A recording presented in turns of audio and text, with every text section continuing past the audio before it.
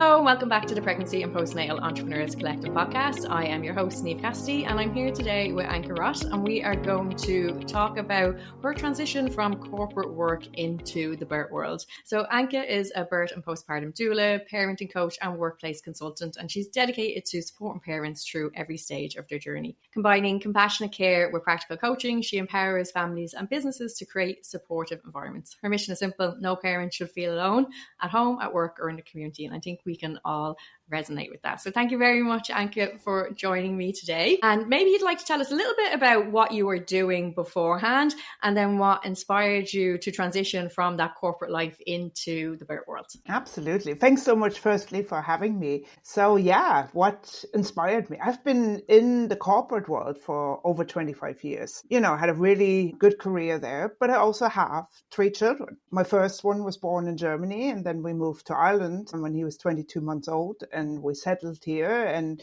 we now live here for 20 years, and I had 2 more children. And all that was always kind of, you know, the juggles of being a working parent, and, you know, trying to make a career. And I guess, you know, everybody that works and has children can probably resonate with that. Absolutely. You always feel, right? You always feel like it's a juggle. It's always like, you know, when you're in work, you're thinking about home. When you're at home, you're kind of checking your work emails and messages. So that juggle was real for me. I was managing global teams, international teams, and I really enjoyed it because, you know, it made me somebody more than just a mom. But those struggles were also real. And oftentimes I felt very alone. And I oftentimes felt like I had to kind of, you know, do it all and always be like Superwoman. And you know, throughout the years, I always had this kind of secret thought in my head that if I could do it all over again, I would become a midwife. But life just didn't play out that way. And then one day in 2023, I was informed that I'm impacted by the layoffs in the tech industry. And you know what, Niamh, that was a big shock, right? Like, you know, I've been working for 25 years, going from, you know, strong to stronger in my career, and, you know, thought I did a pretty good job with juggling work and family life. But, you know, it also, while initially it was a real kind of, a real shock, it gave me that moment that I didn't know I needed, that pause that I didn't know I needed. And again, I think some of the listeners probably can relate to that when sometimes life just happens and throws something at you that you didn't expect. It's a shock at first, but then it's also a moment to rethink. And I used that moment. I was in the middle of interviewing for another job, actually, in the tech world. I was walking my dog and, you know, I was waiting for that moment to get clarity after having all this time off, and was waiting and waiting. One morning I thought, you know what, this is not for me anymore. There's something more to that. I always loved support, like other people. I love to support my teams. I was kind of, you know, within the workspace, I was coaching people, I was mentoring people, but I wasn't fully dedicated to that. And here we go. There was my opportunity. So I did a bit of research while interviewing at the same time, and I found this amazing doula training. I felt like, wow, this is even more than like being a midwife. This is actually what I really want to do, support people throughout that entirety of the journey, being their continuous kind of, you know, support person throughout this major transition. And I thought, oh, wouldn't it have been just amazing if I had somebody on my side that would meet me where I am, where I needed them in the moment. So I decided to push back on the interviews within the tech job and signed up the same day for a comprehensive doula training. Amazing. That's such a big change, you know, so from tech, corporate tech, to doulaing and being very much in the life space of people and very much with people. And a lot of people who have transitioned from full-time work into the work have maybe come from other industries who might be more care-based already. I came from social care, other people may have come from nursing or from midwifery or different things like that into it. So what do you think, you know, how do you think you were able to marry those two worlds, and what skills or lessons were you able to bring from your corporate job into the work that you do now? I guess a few things, right? Firstly, I think it's important to say that this didn't happen overnight. Like, this is not just something, you know, that got into my head and I was like, okay, I'm running with it. It was something that was in the process for a long time. I guess I've always been somebody that people kind of came to when they needed kind of, a listening ear, a shoulder to lean on. Friends, I had family, I had people within the workspace that felt very much like, I'm the one that kind of, it's just there for them and provides that space and that kind of space for vulnerability, I guess, is probably, the best way to put it. And then, as I said, like I was often thinking about what was kind of the one thing that I was missing as a working parent. And it always came back to this place of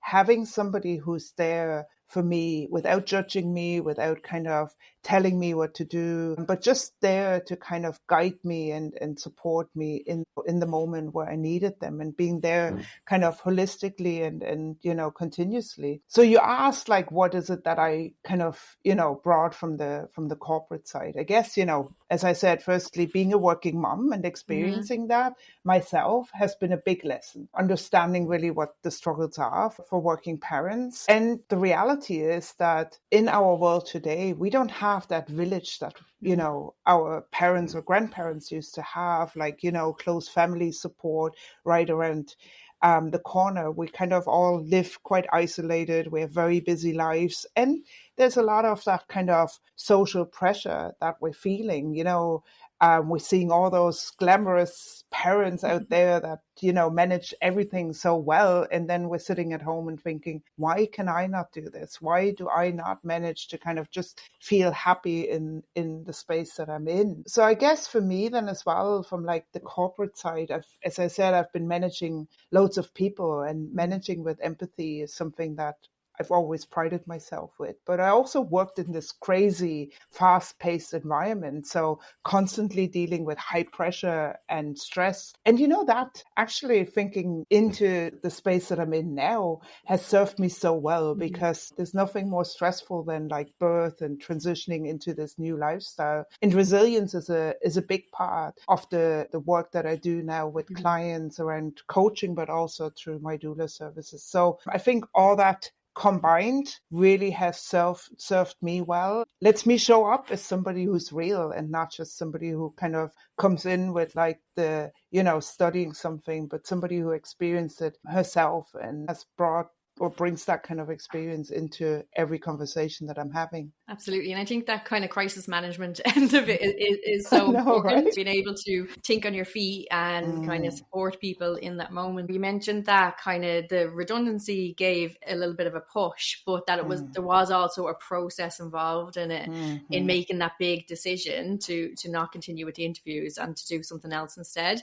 So can you take us through a little, because I know other people who might be thinking about this transition, it's something that's coming up for them.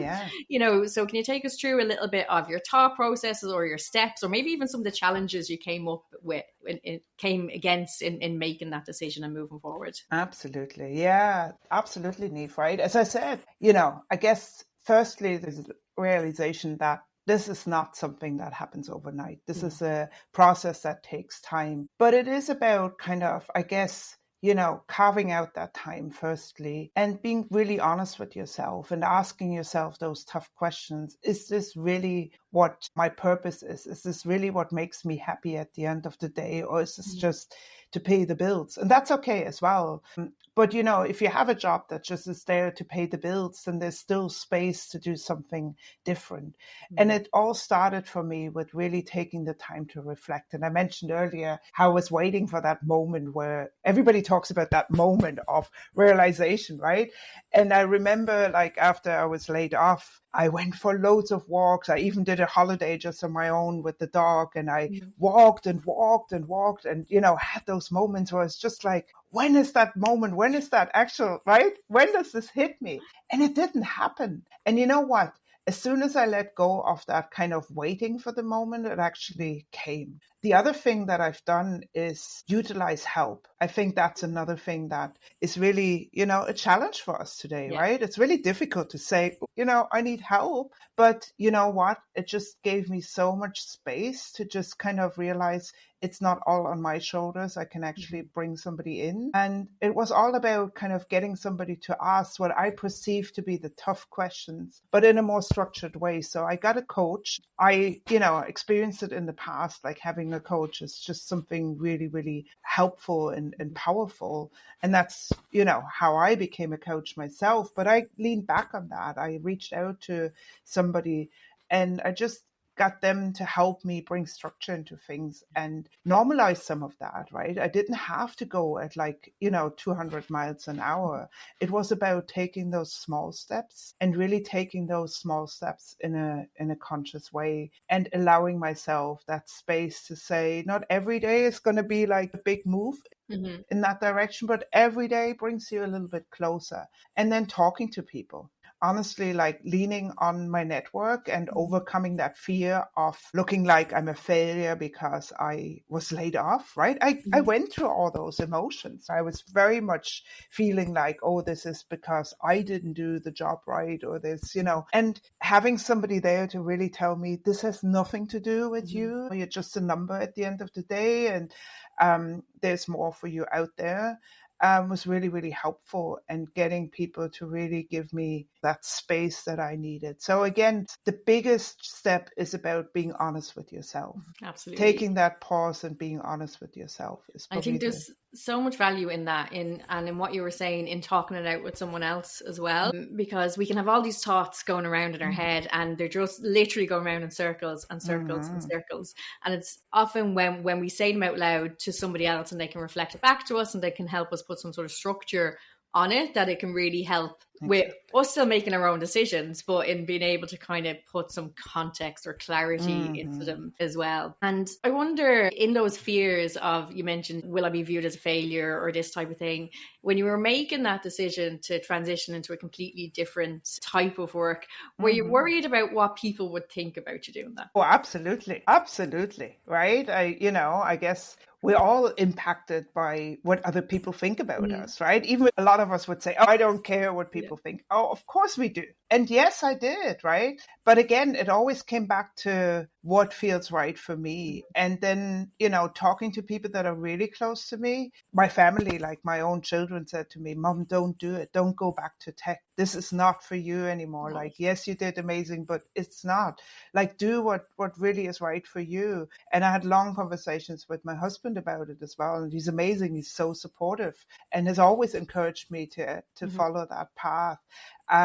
But yeah, the funny thing is, initially, I think people thought, gosh, what is she up to? Like, is she, hitting midlife crisis, or what's going on? Like, why is she kind of deciding to leave like a big paycheck for something that doesn't even, she doesn't even know if it's going to work or not. But again, I had, and I still have moments, right, Neve? Let's be honest about it. There's days where I'm like, should I just go back into that madness and just, have a regular job? And I'm always like, no, this is not for me anymore. Life is short, and, the reality is, if I wouldn't have done it at the time, I would have regretted it forever. So I'm glad I did it. But then I've seen a lot of people reaching out and saying, wow, I really admire you taking that step. And funny enough, people actually said to me, like, I'm so jealous that you've been able to just leave all this behind and take this step into uncertainty.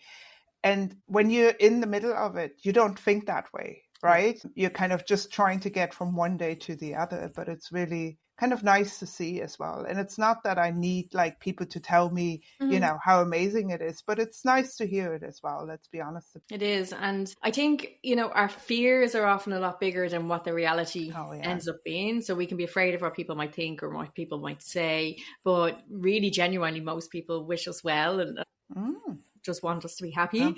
And if we can take away those blocks and just kind of say, okay, what would the people that care about me actually say? You know what I mean? It probably is going to be more that positive, like you experienced with your husband and your children, where they are going to kind of cheer you on in that as well. But at the same time, you said working for yourself, it's not easy. There's a lot involved in it. It's not like we just go out and get to like mind mammies and babies and then we go home and the job is done.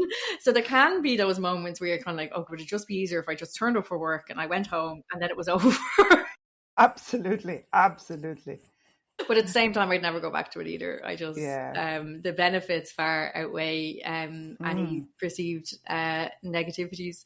But I suppose one of the big worries people have, and it's a valid worry, is that financial change. Because when you're working for yourself, you're responsible for your income. You know, you're responsible for building that up. And you mentioned, you know, it does take time to build up your business to a place where you are profitable and that you're, you know, able to use your money to contribute to the household and different things. So that can be tricky for people. Do you have any kind of thoughts on that, or anything that you think might be helpful for people when they're thinking about that? Yeah, you know, absolutely, Neve. You make such a good point. And that was one of the big worries for me as well, right? As I said, like coming from that tech environment, you know, money wasn't an issue, to be honest, like, you know, and all of a sudden I'm there kind of trying to figure it out myself.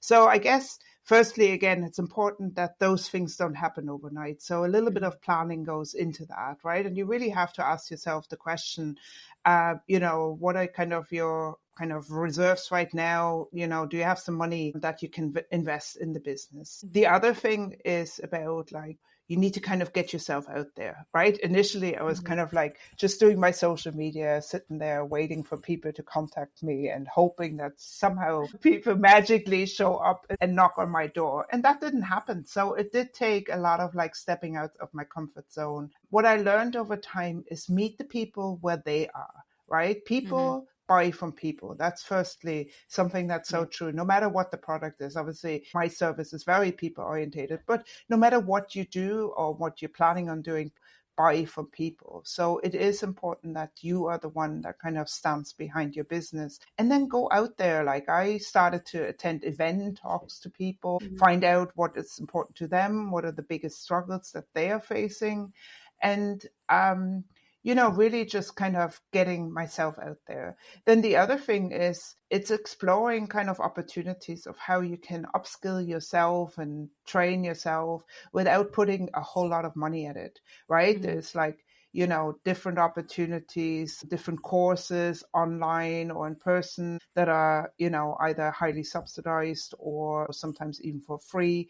People, as you said, Neve, people love to talk about what they do. So talk to people, ask them, like, you know, how did they do that? And I can guarantee you, nobody will tell you, oh, this just happened overnight and, you know, something just landed in my lap. This is a journey for everybody, but people love to share that. And, you know, we can learn so much from each other. And yeah, it is about obviously balancing it. Yes, there's more pressure of kind of, you know, bringing money in, but I can guarantee you, like, it feels so good. The first contract that somebody signs and the first money that comes into your account is the best thing ever, because it really is the money that you kind of brought in, right? You were the one that kind of obviously encouraged somebody to buy your service or to buy your product. And once you kind of have your first client, you kind of have learned so much already. And it's also about obviously having, you know, the village, the network around you to kind of ensure that you have people that carry you along and you're setting realistic expectations for yourself. Sit down, put down those goals and really kind of make it more specific for yourself so that you're not just, you know, kind of running like a headless chicken and trying to get work in, but really be, kind of considerate about like what is the right path for you. And then people will find out that you're truly passionate about what you do, and the people that match with you, the clients that match with you will come to you eventually. But again, it takes time, so don't expect that to happen overnight. I just want to quickly tell you about something that'll make your life a whole lot easier if content creation is doing your head in lately. It's called the Birthworkers Easy Content Plan, and honestly, it does exactly what it says on the tin. It's a free resource I created for birthworkers like you who want to grow their businesses without the faff of wondering what to post, getting stuck staring at a blank screen, or spending hours on content that leads nowhere. You'll get a simple structure, done for you prompts, and examples that actually make sense for your work. So if you've been feeling a bit meh about marketing, go grab the Birthworkers Easy Content Plan now. It's completely free for a limited time. The link's in the show notes. Absolutely. And I think it definitely takes time, and then being confident about putting the time into it as well, and getting the support to do that, as you mentioned. Because I think what can happen for some people and some of the clients I've worked with is they either make a decision to transition out of full-time work, or the decision is made for them, in your case. And then there seems to be this expectation either from themselves or from other people that they are now stay-at-home parents, so therefore are fully available as a stay-at-home parent, whereas their intention was to set up a business. So being really clear with the people around you of what your intentions are, and that you actually now have another job. It's not that you don't work anymore, you know what I mean? And being able to kind of say, whether it's these are my working hours or this is my working space or whatever it might be, that you're making that commitment to yourself and to your business so that it does work out for you. Exactly. Yeah. It's such a good point, Neve, that you're making there, because I jumped into that exactly same hole, right? But it was me more than anybody else that was like, oh my gosh, now I have time. I can catch up on all those things that I lost out on with the children because, I spent long hours in work and I traveled a lot, and now I can do all this. But then all of a sudden you're like, but I also have to work. And then you end up in this kind of limbo, and we already set yourself up as the taxi driver for the children to drop them everywhere, and you're doing all the dinners and lunches and all those great things. But it's exactly right. You need to be very clear with yourself and with everybody around you to say, even so I might not bring money in straight away, it takes that work to actually get to where I want to get to, and I need to be disciplined with myself. Yes, the flexibility is fantastic, right? But it is about, again, it starts with yourself to set those boundaries for yourself, to say there's work time and then there's time that you spend with your family, with your friends, and, very important as well, with yourself, because being in that space as self-employed can be very lonely. So you have to find ways of finding your own new tribe again, as I say. Absolutely. And I think that balance can work different for different people, depending on what stage they are in their life and what they want from their life and business as well. Absolutely. And that's okay. It's just about making sure that if you want to make this transition into working for yourself, that you are putting some level of commitment or time frame on it, that you don't just get sucked up by all the other things in life, you know what I mean? And then all of a sudden there's no time to promote yourself or to get clients in. Exactly. And then you're saying, oh, it didn't work. But really what has happened is you haven't had the space to allow it to work. Exactly. And a lot of people do dream of either leaving their corporate careers for this type of work. Maybe they're doing it on the side already. So have you any kind of other advice or things that you feel might be helpful for people in that position? Yeah, I think it's important to kind of firstly understand what really motivates you, what drives you, what are the things that you enjoy. And I understand that everybody comes from a very different kind of basis, right? Like some people have to work to pay the bills, but then it's about kind of carving out that space to figure out what it is that you enjoy. So it is important to kind of be planned and I think this whole work-life balance thing is a myth, right? It's about kind of how do we best invest our own energy in the things that really matter to us.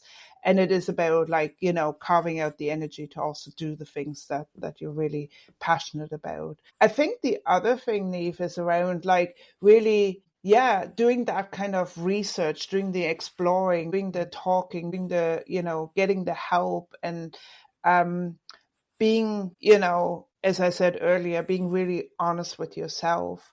And then, obviously ensuring that you have kind of the setting that is right as well for you. So those things for me didn't happen overnight. Even so I was in corporate, I was dreaming of not being in corporate for a long time, but it just wasn't the right time for me. And I did obviously need that kind of pause that was coming from outside that forced me to kind of take that moment and then start reflecting. Other people are much better about being self-motivated around that. Again, it's about understanding your own kind of inner drive. And I think it is about kind of really asking yourself those tough questions.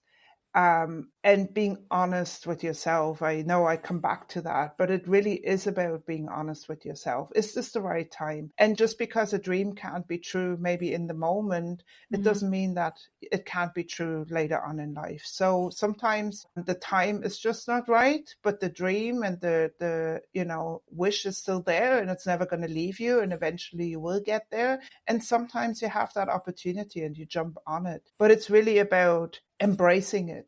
My experience has been that with me pushing myself out there, and it wasn't comfortable at first. Like I was really on edge, like going to those events and even, talking in settings like that, it still kind of puts me a little bit on edge. But that being said, every conversation that you have with people opens up an opportunity that you might never thought about. Now I speak to people that I would have never met in my life just because I decided to go to those events or, move over to somebody. One thing that somebody said to me, and it really sticks with me, is if you don't ask, the answer is always no. So I really go with this now. So I just talk to people, ask them for advice or ask them for, what they do, how we might be able to collaborate. And, if the answer is no, that's okay. But if I didn't ask, then, I know the answer would definitely be no. I think that's really good because we can get so stuck in our own heads about things that we make up these stories about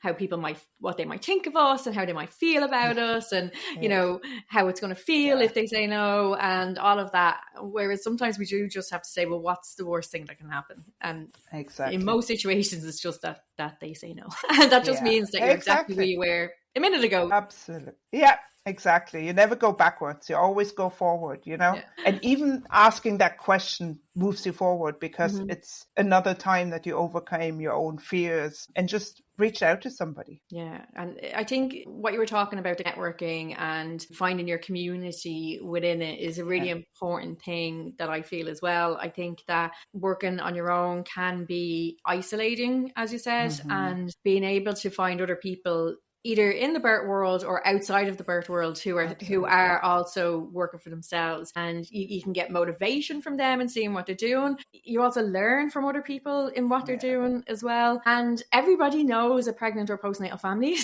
and your network is important from that point of view. Absolutely. As well. So I do think that's really important. And a lot of people, despite kind of coming into this caring and wanting to look after people, a lot of people that come into the work are also quite introverted. So this idea of kind of putting yourself out there, for myself included, was quite scary and did take a long time. But what I've found is that some people are just naturally confident in these type of situations, or they've learned that at a younger age. But for most of us, it's something that we actually have to practice, you know what I mean? And then just like anything, the more we do something, the more confident we will get at that particular thing. So like driving a car, when you're starting to learn, you're so nervous. I had like fingernail imprints in my hand from holding on so tight, but then as you do it more and more and more, you get better at it and you get more confident. And I think if we can understand that and tell ourselves that it's not that we're too shy or not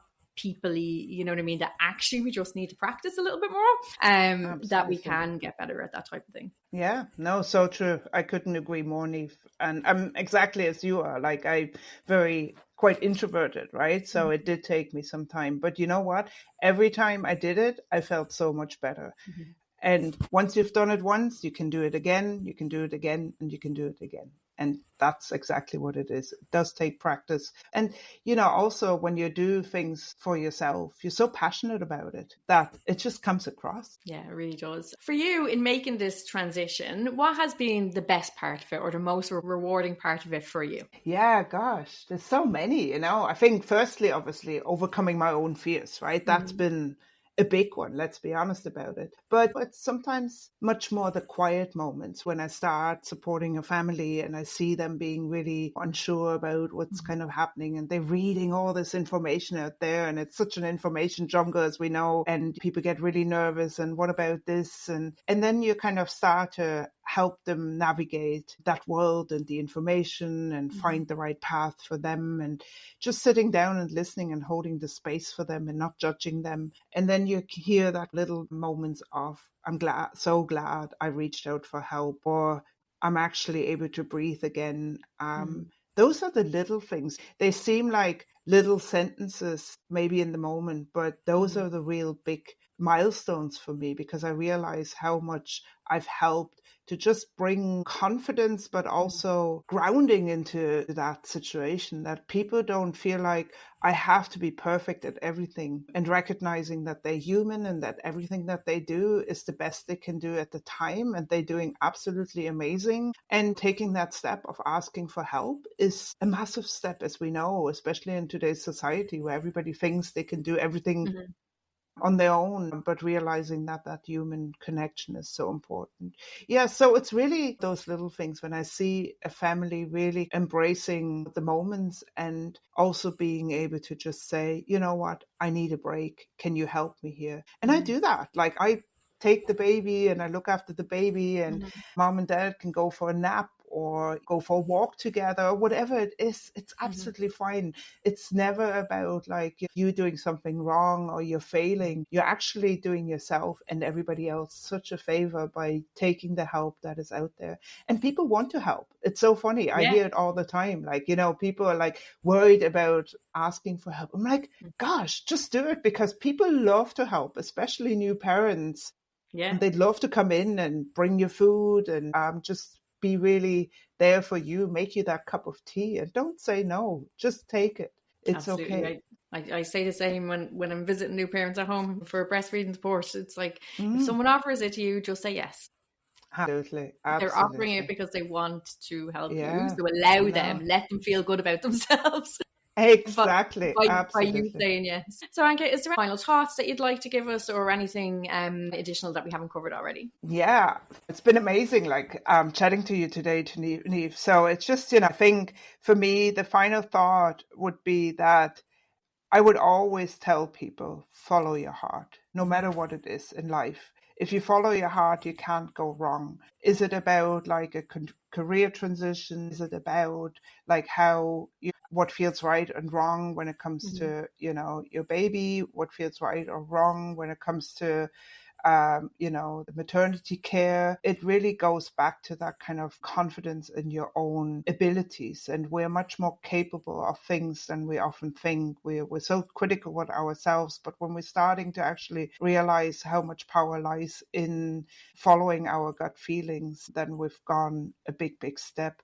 And I think it is about finding new ways of building our own villages, right? Like, our society today looks very different. A lot of families are different now because both Mhm. parents are working and trying to juggle things, and we don't have that kind of village as we might have heard from our parents or grandparents. So it is about leaning on the community. There's many, many people out there that feel exactly the same way as you do. Don't hesitate to reach out, be part of the community, join people. And I guess the other really important lessons that I have learned over the years is look after your own well-being. If you don't look after yourself, you can't look after anybody else, right? The one thing that always resonates with me is when you're in the airplane and they're Mhm. telling you to put your mask on first before you're putting it onto, children or people that kind of need your help. Mhm. And that's exactly right. It's such a good visualization of what really is true. If we don't look after ourselves, we can't look after anybody else. So it's about Absolutely.